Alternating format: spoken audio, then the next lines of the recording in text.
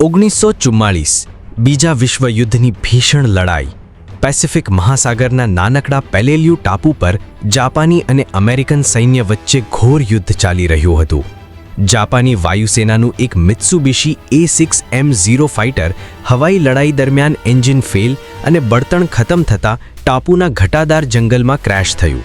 Pilot બહાર કૂદી ગયો, પણ વિમાન ઊંડા દલદલમાં ફસાઈ ગયું.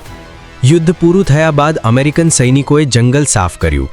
વિમાનને ખોદીને બહાર કાઢવું અશક્ય હતું. તે 20 ફૂટ કાદવ અને જંગલી વેલાઓમાં દટાઈ ચૂક્યું હતું. તેઓએ તેના ઉપર માટી અને પથ્થરો ઢાંકી દીધા. પછી ટાપુને પ્રકૃતિને સોંપી દેવામાં આવ્યો.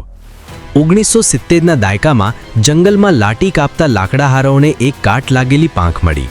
મ્યુઝિયમના લોકો આવ્યા. તેઓએ રડાર વડે સર્વે કરતા જાણ્યું કે 15 ફૂટ નીચે એક સંપૂર્ણ વિમાન છે. પાંખો, કોકપિટ, મશીન ગન, હિનોમારુ એટલે કે સૂર્યચિહ્ન બધું સાચવેલું. પરંતુ વિમાનને બહાર કાઢવા માટે લાખો ડોલરનો ખર્ચ થતો. ટાપુ દૂર હતો, કોઈ રસ્તો ન હતો.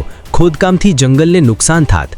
સ્થાનિક સરકારે નિર્ણય લીધો, વિમાનને ત્યાં જ રહેવા દો. તેના ઉપર ફરી માટી ઢાંકી દેવામાં આવી અને એક નાનું સ્મારક મુકાયું.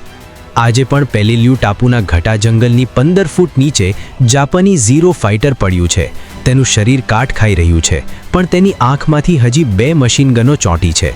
કોઈ તેને યાદ નથી રાખતું. ફક્ત વખતો વખત પ્રવાસી માર્ગદર્શિકાઓ ફોસ્ફરસની જેમ ચમકતા ભૂત વિમાનની વાત કરે છે. એકવાર મશીન દફનાઈ જાય પછી દુનિયા આગળ વધી જાય છે. માત્ર ખામોશ પાંખો માટીમાં સૂતી રહે છે.